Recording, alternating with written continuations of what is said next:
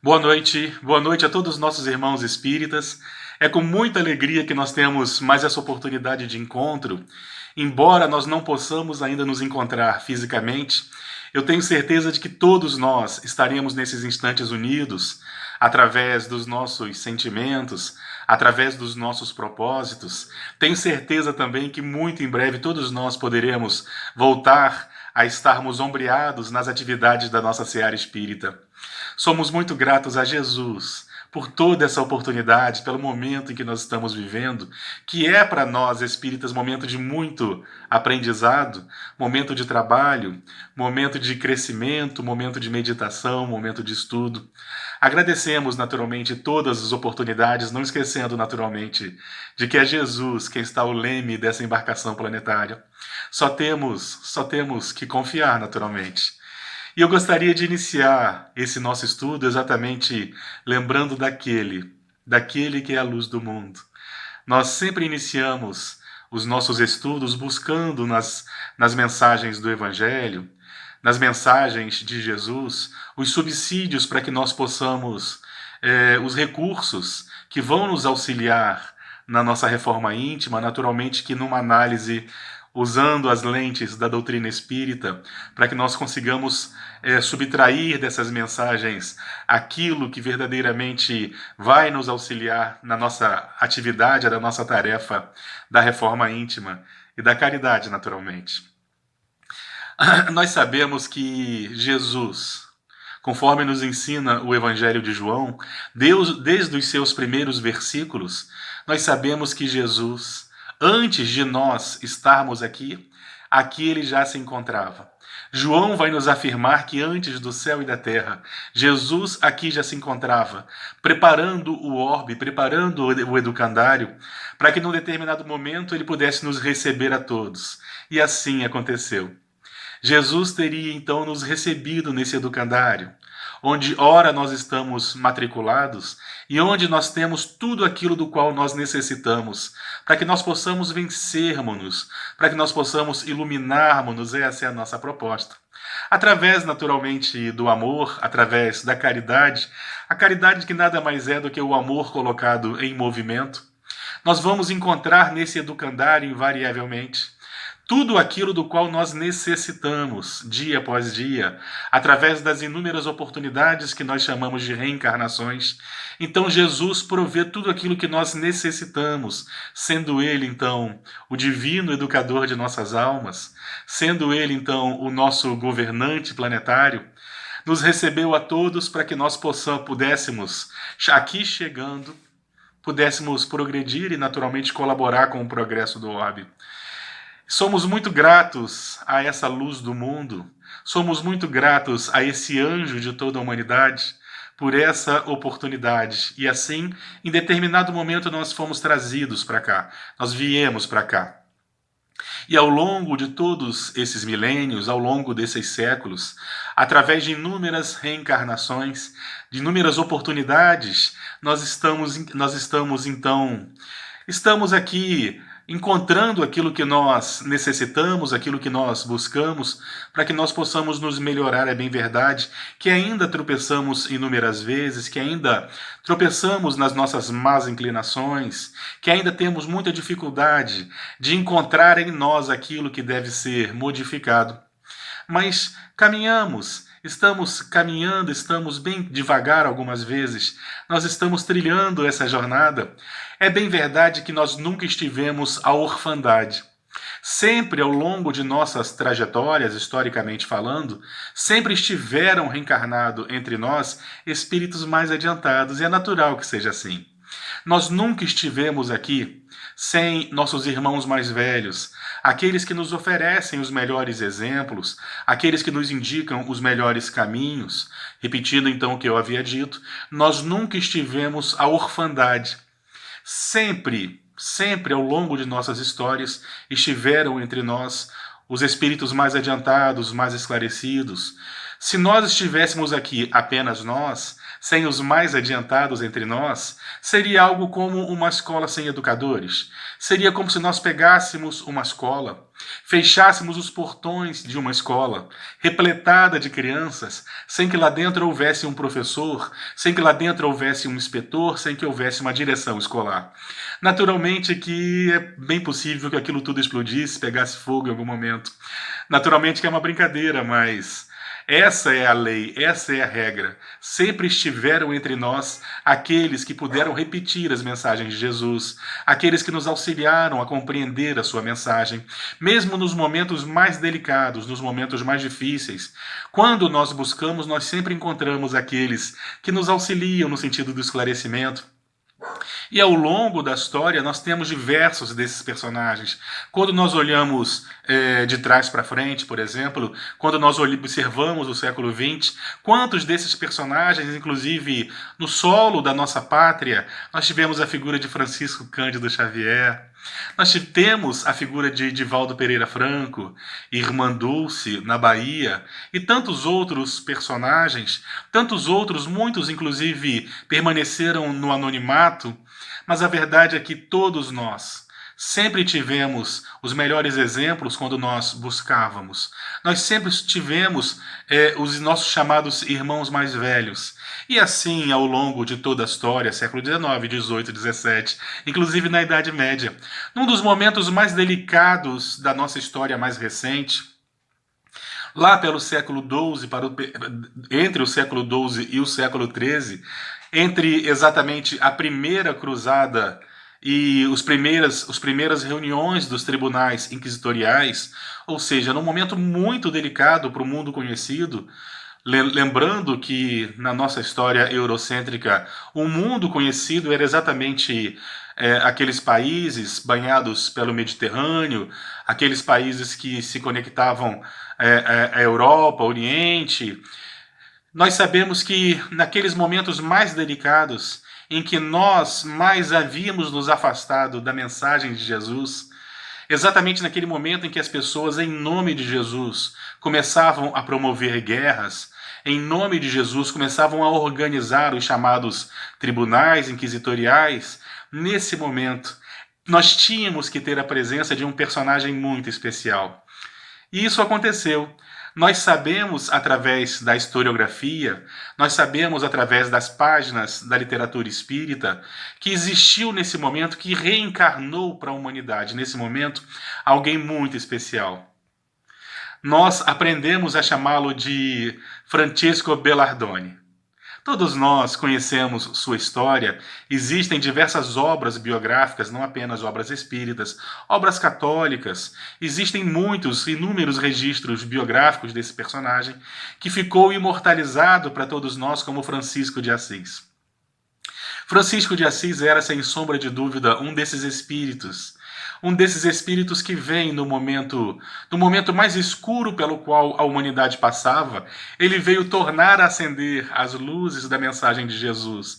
Ele soube, sem entrar diretamente em choque com as autoridades clericais, ele soube fazer com que nós relembrássemos toda a mensagem de Jesus em sua essência.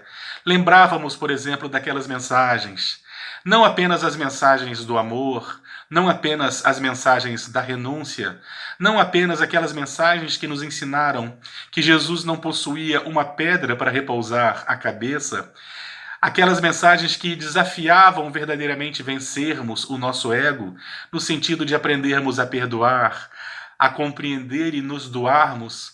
Essas mensagens mais sublimes que nós selecionamos não lembrar delas, foram trazidas novamente à luz entre o século XII para o século XIII. Francesco Bellardoni, então, ele teria sido um desses espíritos maravilhosos que reencarnou num dos momentos mais difíceis da mensagem cristã, exatamente para que nós pudéssemos relembrar os passos de Jesus. E entre todos os seus registros biográficos, que são inúmeros, entre todas as informações que nós possuímos, algo vai nos ajudar a compreender a grandiosidade dessa alma. Quando nós pegamos uma única de suas orações, porque as suas orações as quais ele chamava de cânticos, que eram muitas. Tinha o cântico aos animais, o cântico à natureza, o cântico aos passarinhos. Eram muitas, eram inúmeras as orações, e nós temos acesso porque todas elas estão disponíveis. Hoje, através da informação digital, nós temos todas essas, boa parte dessas, não posso afirmar que são todas, mas nós temos boa parte desses cânticos, dessas orações disponibilizadas para que nós pudéssemos compreender a grandiosidade dessa personagem. Para que nós possamos ter uma pequena noção desse espírito, de quem era esse anjo entre nós, que muito mais tarde os espíritos revelaram tratar-se de João reencarnado, o mais jovem dos discípulos de Jesus, o único de todos os discípulos que não morreu em holocausto, que não morreu por perseguição.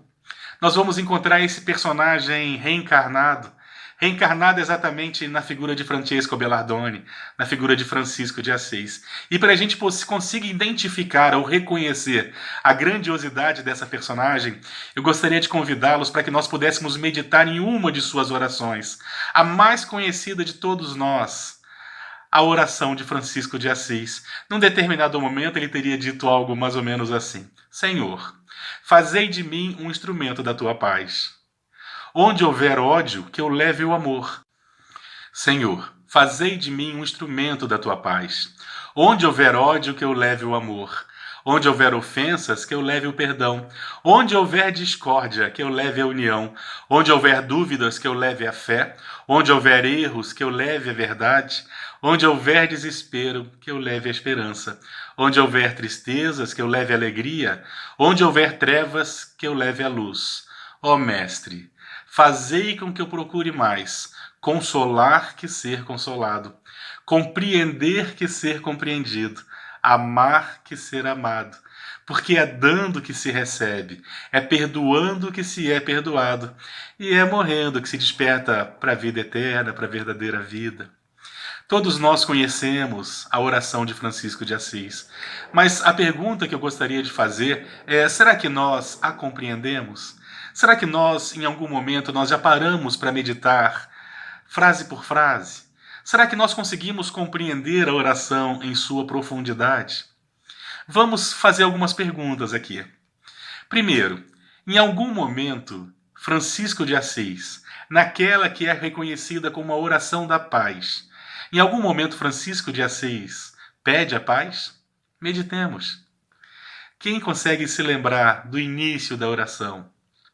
Francisco de Assis nos pede a paz? Ele pede a Deus a paz em sua oração? É claro que não. Ele pede para ser um instrumento da paz. Isso é completamente diferente. Porque o que é a paz? A paz é algo abstrato. A paz é algo muito pessoal. Se eu tivesse a oportunidade de perguntar para cada um de nós o conceito de paz naquele momento em que a pessoa está vivendo, muitas responderiam de formas diferentes. A paz é uma aquisição muito pessoal. Francisco de Assis, em nenhum momento, ele pede paz, mas ele pede para ser um instrumento da paz. Isso é muito mais profundo. Porque mais importante do que termos paz é levarmos paz. Porque para termos paz é relativamente fácil. Qualquer pessoa que se aliene do mundo acaba sendo uma pessoa que tem paz. Qualquer pessoa que se isole do mundo acaba sendo uma pessoa que tem paz. Muito embora existam os seus conflitos internos, existe algo muito mais importante, que é exatamente o de levar a paz. Francisco de Assis, ele não pede a paz, ele pede para ser um instrumento da paz. Senhor, fazei de mim um instrumento da tua paz. Compreendia Francisco de Assis que a paz do Cristo é diferente da paz dos homens, como o próprio Cristo nos ensina no Evangelho de João, quando ele diz algo mais ou menos assim: a paz eu vos deixo, a minha paz eu vos dou. Não vou-la dou como o mundo a dá, não se turbe o vosso coração. Jesus deixava muito claro que a paz que ele vinha nos trazer era uma paz completamente diferente dos nossos conceitos de paz. Porque os nossos conceitos de paz estão muito relacionados à ociosidade. Os nossos conceitos de paz estão relacionados à procrastinação. Na verdade, paz não é ausência de luta, paz não é ausência de guerra, inclusive em nível de curiosidade. Em determinado momento, Jesus teria nos dito que ele não veio trazer a paz, ele veio trazer a espada. Ele veio convidar-nos a travarmos uma luta. É bem verdade que a parte mais difícil dessa luta que nós devemos travar é algo para dentro de nós mesmos, mas é algo que é incessante. Nós todos estamos aqui para travarmos essa batalha do burilamento, do autoburilamento, para que nós tenhamos condições de vencermos-nos. Naturalmente que a paz é algo muito relativo, como nós havíamos falado. A paz que o Cristo veio nos trazer é completamente diferente da paz do mundo, porque se nós fôssemos perguntar pessoa a pessoa o conceito de paz, como eu havia dito, talvez nós encontrássemos coisas esdrúxulas do tipo, se nós perguntássemos para um assaltante o que seria a paz, talvez ele nos dissesse que a paz seria o ganho fácil, a oportunidade de roubar sem ser incomodado pelas autoridades policiais. Se nós tivéssemos a oportunidade de perguntar o conceito de paz para um glutão, por exemplo, talvez ele nos dissesse que a paz, ele sente a paz exatamente no momento do repasto opulento. Se nós fôssemos perguntar para cada criatura o conceito de paz, cada uma delas teria um conceito completamente diferente, mas a paz do Cristo. A paz do Cristo ela é completamente baseada na sensação do dever cumprido. Ela é baseada naquela sensação que nos invade quando nós conseguimos vibrar exatamente naquelas vibrações mais sublimes, as vibrações mais sublimes do amor. Nós compreendemos que Deus é amor, como nos ensina João. Sendo Deus amor, tudo que advém dele é amor. E se nós somos criaturas de Deus, centelhas desse amor nós somos. E todas as vezes que nós conseguimos vibrar nas vibrações, nas sintonias mais finas do amor, é natural que nós nos invadamos, sejamos invadidos pela paz mais profunda, que é baseada na sensação do dever cumprido. Senhor, fazei de mim um instrumento da tua paz. Onde houver ódio, que eu leve o amor. E eu tenho que fazer essa pergunta. Como é que nós temos condições de levar amor? Amor é abstrato. Nós não temos como levar amor. Em que recipiente guardamos o amor? A única forma de nós levarmos amor é amando, naturalmente. Nós levamos amor em nossos corações. Aquele amor que vence o ódio, ele só pode ser levado em nossos corações. Então, nós levamos amor não pelo verbo, mas pelas nossas ações. Nós só conseguimos levar amor amando. E o que é o amor, senão o sentimento mais sublime, mais nobre que existe?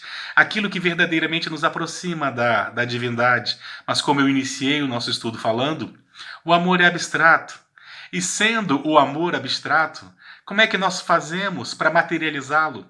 Allan Kardec e os espíritos vão nos ensinar que o amor, quando ele é transformado em ação, quando ele é materializado, ele é chamado de caridade. A caridade nada mais é do que a materialização do amor. O amor sendo transformado em ação.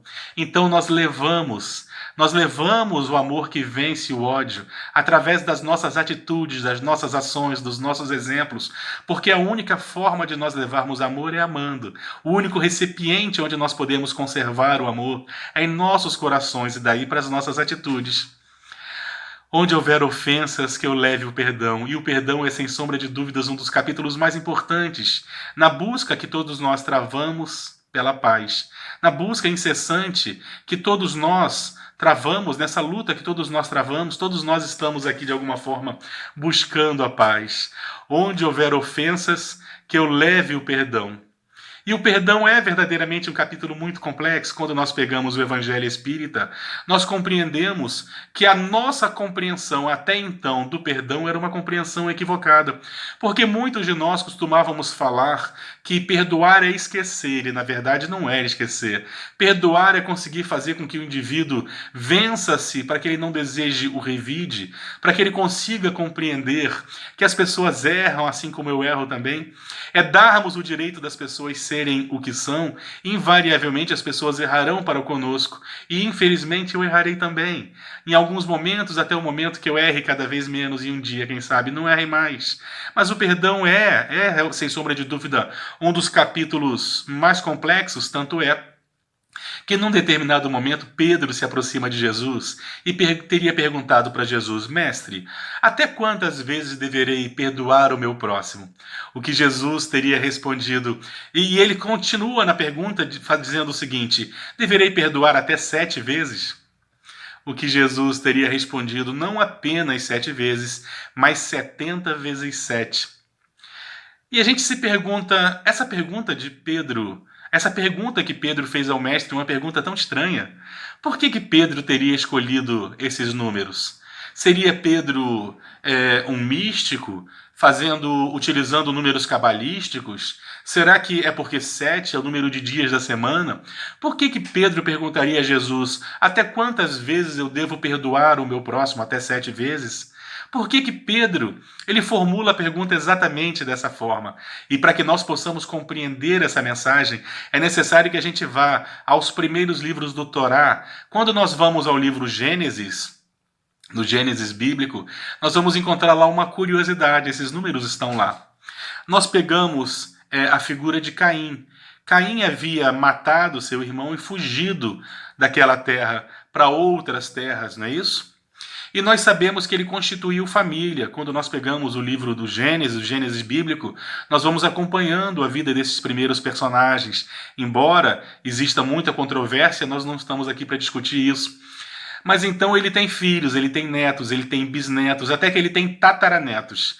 E um dos tataranetos de Caim, ele se chamava Lameque. Lameque era tataraneto de Caim. E só que Lameque, ele era muito belicoso. Ele era muito belicoso, ele vivia brigando, ele vivia em conflitos com outras pessoas. Num determinado momento, alguém esbarra nele, ele passa essa pessoa a fio de espada. E uma das pessoas se aproxima dele e pergunta se ele não teme a ira de Deus por estar matando seus irmãos. Se ele não teme que alguém lhe faça algum mal, se ele não teme que alguém busque vingança. Então Lameque teria dito o seguinte: se Caim seria vingado até 7 vezes, eu, Lameque, serei vingado 70 vezes 7. Está lá no Gênesis bíblico. Então, no Antigo Testamento, nós encontramos essa mensagem atribuída a Deus, em que ele vingaria até 70 vezes 7. E Jesus fazia o contraponto, dizendo que nós deveríamos perdoar não apenas 7 vezes, mas perdoar 70 vezes 7. Era o contraponto. Lá nas páginas do Antigo Testamento nós encontramos o direito ao revide, nós encontramos o direito à vingança, Deus vingando um personagem que ele preferia em detrimento dos outros 70 vezes 7 vezes.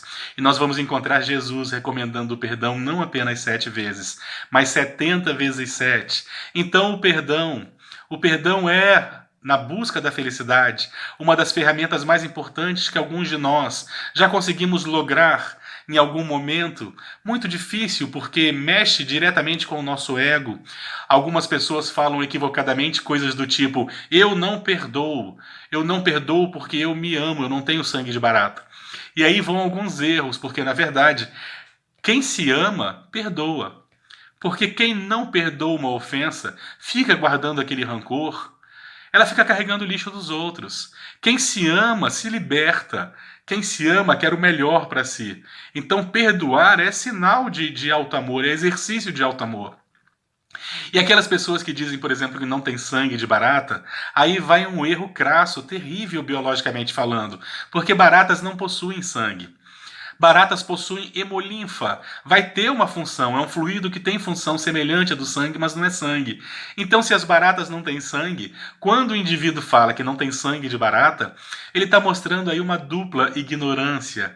Relevamos naturalmente, mas que nós possamos meditar sobre a importância do perdão. É bem verdade que aqui quem está falando não é alguém que já logra conquistar, já logra possuir a capacidade de perdoar integralmente. Eu ainda carrego as minhas dificuldades, mas nós sabemos que é algo que se conquista passo a passo. E nós estamos todos nesse balaio maravilhoso, progredindo, buscando nos melhorar, nos burilar. E devagarzinho nós vamos conseguindo vencermos-nos. Uma das ferramentas que nos auxilia bastante para que nós consigamos nos vencer as manifestações do nosso ego, é a oração. Vamos orar por aqueles que nos perseguem. No começo é difícil, no começo vai parecer falsidade, mas forcemo-nos, relembrando Francisco de Assis novamente, quando ele diz que no começo nós devemos fazer por obrigação. Depois a gente aprende a fazer por amor, mas no começo façamos por dever, porque deve ser feito. Obriguemo-nos. Ah, mas eu não vou estar sendo sincero. Meus irmãos, isso é manifestação do nosso ego. Nós devemos começar como uma tarefa mesmo, e depois nós vamos conseguindo fazer por amor. Porque se nós formos esperar o amor aparecer, nós vamos esperar muito tempo. E nós talvez não tenhamos tanto tempo assim, então é necessário que nós demos os primeiros passos, porque a reforma íntima, ela é ativa, ela não é passiva. Nós não ficamos esperando as coisas acontecerem caindo do céu. Nós temos que fazer por onde. Então, se nós temos aquelas pessoas com quem nós guardamos algum ressentimento, alguma mágoa, se nós temos dificuldade de compreender a atitude de alguns de nossos irmãos, comecemos com a oração. Lentamente, devagarzinho, nós vamos conseguindo vencer determinados sentimentos. E é, sem sombra de dúvidas, o perdão, uma das ferramentas mais importantes na busca da felicidade.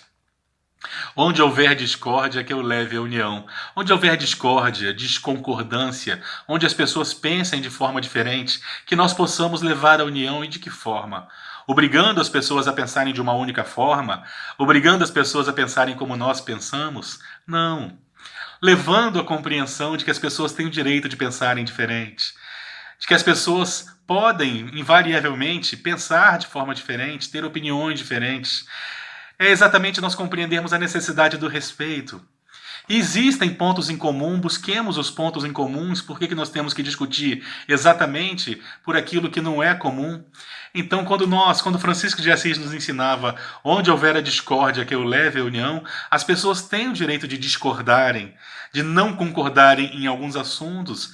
E de que forma nós podemos levar a união? Se não convencendo as pessoas de certo ou errado, mas convencendo-nos de que é necessário que nós compreendamos essa diversidade, sabendo aceitar os direitos, as limitações, o espaço de cada um. E nós fazemos isso principalmente através dos nossos exemplos. Nós estamos vivendo momentos muito difíceis, onde as pessoas querem impor donos da verdade, e é impressionante que quanto mais a pessoa se equivoca, mais ela abre a boca para falar, tendo muitas certezas. E isso é um fenômeno estudado na psicologia. É bem verdade que nós devemos respeitar todas as opiniões, porque não existe uma opinião que seja a mais correta, existe a mais correta para nós ou naquele momento. Mas quem pode afirmar que tem todas as certezas e é possuidor de todas as verdades? Ninguém. Nenhum de nós podemos afirmar que possuímos as verdades ou a verdade plena. Até mesmo aquilo que nós vemos, podemos não enxergar da forma mais correta, porque acontece. Então, quando nós falamos de concordar, é muito relativo, saibamos respeitar as opiniões alheias. Onde houver dúvidas, que eu leve a fé. E aí, novamente, nós vamos falar do que é virtual. A fé sendo algo virtual, de que forma nós podemos levar fé, se não através dos nossos exemplos, das nossas certezas íntimas, sabedores que somos de que são os nossos exemplos que convencem. As palavras, elas podem até balançar as pessoas, mas são nossos exemplos que verdadeiramente convencem. E ter dúvida é algo saudável. Allan Kardec nos convida a sempre questionarmos a doutrina espírita em especial. Aqui vai uma curiosidade. Quem sabe qual foi o último livro espírita publicado por Allan Kardec? Eu vou dizer qual foi a última publicação de Kardec. Foi uma revista espírita, naturalmente. E essa revista espírita, ela vinha acompanhada de um compêndio, de um pequeno livreto, chamado Orientações para a Construção de uma Biblioteca Espírita. Se eu soubesse que eu falaria sobre isso hoje, eu teria separado o meu para vocês verem. Orientações para a Construção de uma Biblioteca Espírita. É um compêndio que veio junto com a última revista publicada por Allan Kardec.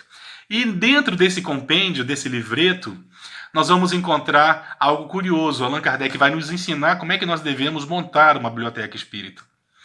Ele fala de diversas obras de diversos autores. E ele fala que nós deveríamos ter também obras detratoras do Espiritismo. Ele cita algumas delas, alguns padres na época e tal.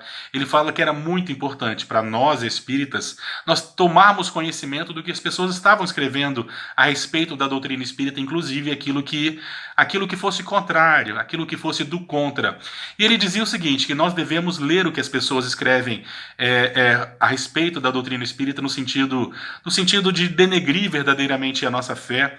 E se aquilo que nós lemos em algum momento nos balançar, nós devemos verdadeiramente questionar a nossa fé, porque a nossa fé é raciocinada. Sendo a nossa fé racional, nós temos que nos dar o direito de questionar tudo o tempo todo. É bem verdade que algumas respostas talvez nós não tenhamos da forma como nós gostaríamos, mas é racional, é direito nosso questionar. E se a doutrina espírita dissesse não podemos questionar, pelo amor de Deus, não seria fé raciocinada. É bem verdade que muito do conhecimento espírita, ele não vem apenas daqui, ele vem um pouco daqui também. É da maturidade de cada um, é da vivência de cada um.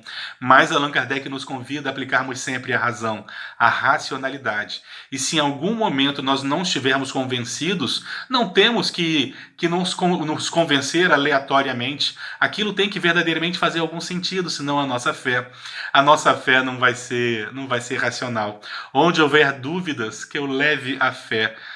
As pessoas têm o direito de duvidar e nós também titubeamos ainda, é natural. Ninguém erra por titubear. Na verdade, nós devemos estar sempre buscando novas explicações, novas respostas. Nós sempre buscamos novos recursos. E se aquilo não nos convenceu, não é nenhum erro, não. É natural. Busquemos outras explicações e, de repente, até abandonemos a mensagem espírita, por que não?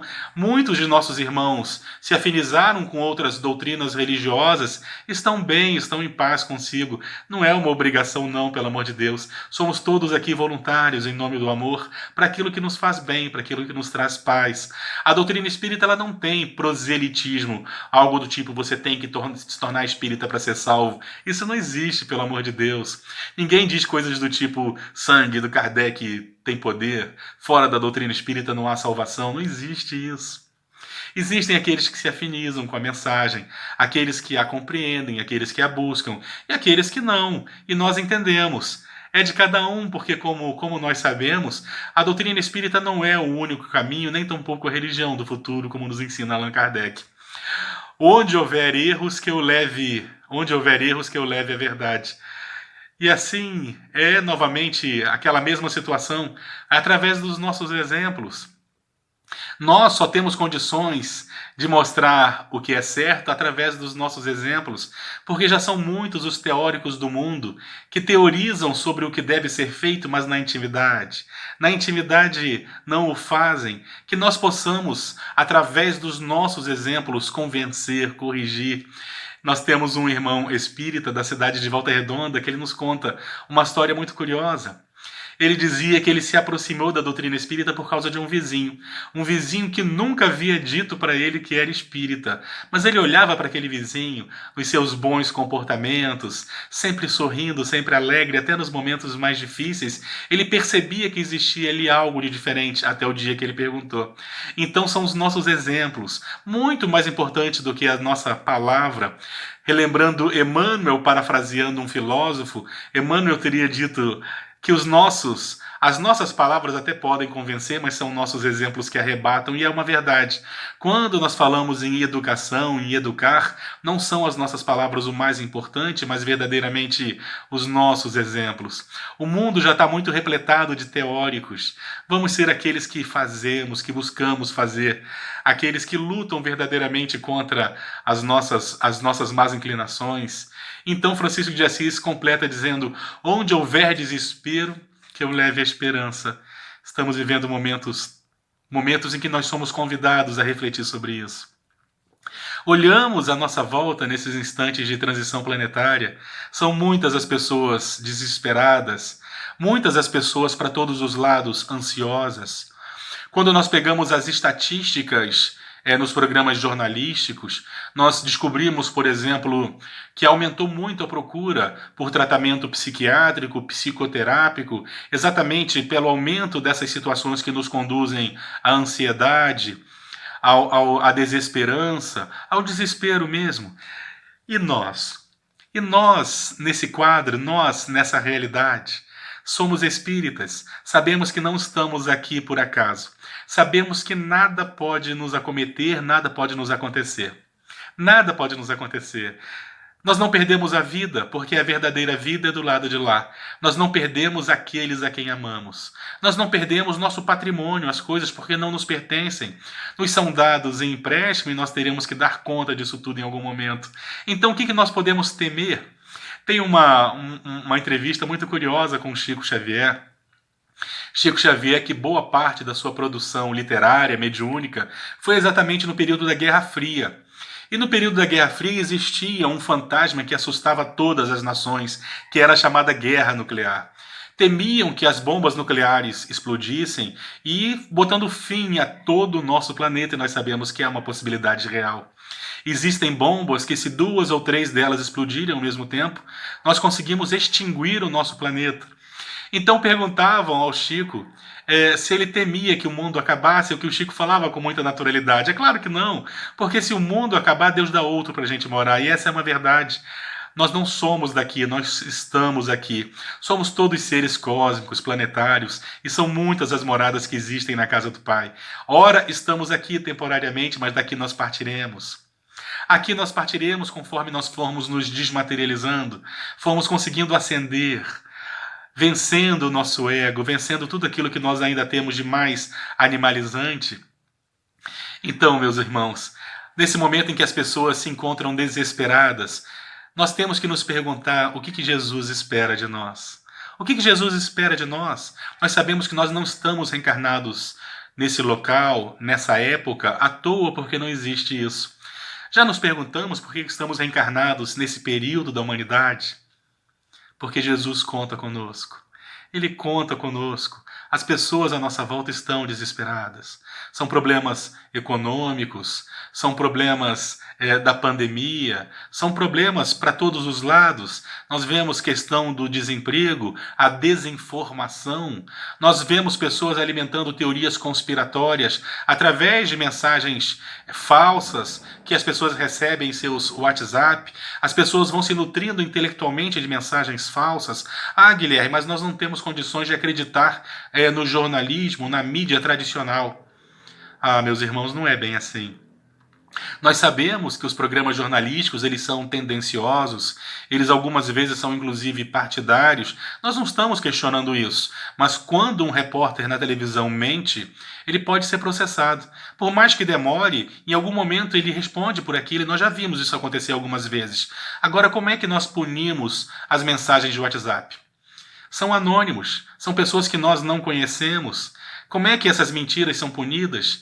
Então tomemos muito cuidado para que nós não vamos nos nutrir intelectualmente daquilo que verdadeiramente é conspiracionista. E nós olhamos à nossa volta, nós encontramos as pessoas desesperadas, as pessoas desesperançosas, imaginando que existe algum tipo de trama para todos os lados onde ela olha, e as pessoas que pensam de forma diferente são seus inimigos.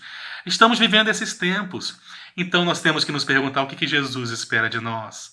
O que nós possamos contribuir no sentido de levarmos paz, como Jesus inicia, como Francisco de Assis inicia na sua oração. Quando ele pede para ser instrumento da paz, de que forma nós podemos levar paz às pessoas? Sermos instrumentos que verdadeiramente pacificam os corações. Nesses momentos que nós estamos vivendo, não à toa estamos reencarnados aqui. E Jesus conta conosco, naturalmente. Onde houver tristeza, que eu leve alegria, porque sermos espíritas tem tudo a ver com alegria. Só temos motivos para agradecer e sermos alegres, mesmo nos momentos das provas mais difíceis, porque nós sabemos que mar calmo nunca fez bom marinheiro. São exatamente os momentos mais difíceis que nos impulsionam. Às vezes nós ficamos alimentando aquelas ideias mitológicas do passado, aquelas ideias de paraíso da ociosidade, um paraíso da ociosidade que não existe nem aqui nem no além. Na verdade, o que nos promove crescimento, inclusive felicidade, são as ações. São as ações, naturalmente, então nós temos que agir sem esperar esse paraíso da calmaria, que nós possamos levar alegria, que nós possamos levar gratidão, exatamente nesses momentos em que a tristeza impera, de que forma nós podemos levar alegria e esperança? Para o esfaimado, por exemplo, nós levamos, quem sabe, através de um prato daquilo que nós podemos oferecer, seja alimento do corpo, alimento da alma. É através da prática da caridade que nós vamos levando alegria para as pessoas que se encontram desalentadas, entristecidas, desesperadas. Vamos levar o nosso abraço fraterno, ainda não pode ser um abraço físico, mas que aquela pessoa possa se sentir de alguma forma abraçada, que nós possamos abraçar com os corações. Liguemos para aquelas pessoas para perguntar se estão bem, se precisam de alguma coisa. São muitos os que precisam à nossa volta. É uma forma de nós levarmos alegria no meio da tristeza, como nos propunha Francisco de Assis. E aí vem o último pedido que ele fazia na sua oração, onde ele dizia: onde houver trevas, que eu leve a luz. E a única forma de nós levarmos luz é quando nós a acendemos em nós. Inclusive, aqui vai uma curiosidade. A única luz que não faz sombra, vocês sabem qual é? A única luz que não faz sombra é aquela que nós acendemos dentro de nós mesmos. É o único momento em que nós não fazemos sombra alguma. Brilha a vossa luz, convidava Jesus. E de que forma nós fazíamos brilhar a nossa luz? É muito simples. Quando nós pegamos o Evangelho de João, nós vamos encontrar algo muito curioso. João afirma que Deus é amor. É considerado um dos menores versículos dos evangelhos. Deus é amor. Se Deus é amor e nós somos frutos de Deus, é natural que nós sejamos uma centelha desse amor. E todas as vezes que nós conseguimos vibrar nas sintonias do amor, o Espírito Joana de Ângeles afirma que nós verdadeiramente acendemos, como se todas as células do nosso corpo espiritual fossem capazes de perceber essa mudança de sintonia, e nós verdadeiramente acendemos. Nós lembramos de André Luiz no livro Missionários da Luz. A primeira vez que ele sai de nosso lar para desempenhar tarefas com outros obreiros, ele sentia uma grande frustração, nos revela no livro, porque ele não percebia luz nele mesmo. Ele olhava para todos os outros colaboradores da colônia espiritual e ele percebia que todos apresentavam uma aura luminosa, alguns com mais intensidade, outros com menos, mas ele não tinha luz alguma. E aquilo constrangia muito. No momento em que ele está saindo de nosso lar para socorrer, para atender, para ajudar, para colaborar, no momento em que ele está passando exatamente por uma dessas regiões muito sombrias, que ele se entreolha, ele se coloca no chão de joelhos e começa a chorar copiosamente. Porque ele vê luz emanando do seu corpo perispiritual, e era a primeira vez que isso acontecia. Acontecia exatamente porque ele estava saindo a serviço, ele estava saindo para o trabalho, porque o amor posto em movimento chama-se caridade. Era a primeira vez que ele estava saindo de nosso lar para servir. Ele estava vibrando de alegria e gratidão à oportunidade do trabalho. Estava trabalhando desinteressadamente, fazendo seu corpo acender. Brilhe a vossa luz. Onde houver trevas, que eu leve a luz. Levamos a luz em nós. Não temos como levar outra forma de luz, senão em nós. Ó Mestre, fazei com que eu consiga mais consolar que ser consolado, compreender que ser compreendido e amar que ser amado, porque é dando que se recebe, é perdoando que se é perdoado e é morrendo que se desperta para a verdadeira vida. A profundidade de cada uma das linhas dessa oração maravilhosa nos mostram a grandiosidade do personagem que a escreveu, daquele que declamou para todos nós o poema da paz. Senhor, fazei de mim um instrumento da tua paz. Sejamos todos nós instrumentos do Cristo, levando paz, levando esperança, levando otimismo, levando às pessoas a certeza de que existe alguém ao seu lado, para que nós possamos verdadeiramente mostrar a nossa fé com obras, relembrando a epístola de Tiago, no momento em que Tiago teria escrito algo mais ou menos assim: me mostra a sua fé sem obras, que eu te mostro a minha fé com obras, porque a fé sem obras é uma fé morta. Que a nossa fé possa ser repleta de ações, que nós possamos materializar esse amor na forma da caridade, que nós possamos nos amar, como Jesus havia dito, que nós, seus discípulos, seríamos conhecidos por muito nos amarmos. Então, meus irmãos, amemo-nos nesses momentos tão difíceis, levemos esperança, alimentemos a gratidão, na certeza de que a gratidão é terapêutica para todos nós e que nós possamos levar para as pessoas a certeza de que nada pode nos acometer, nada pode nos acontecer nesses momentos. Que a paz de Jesus permaneça entre nós.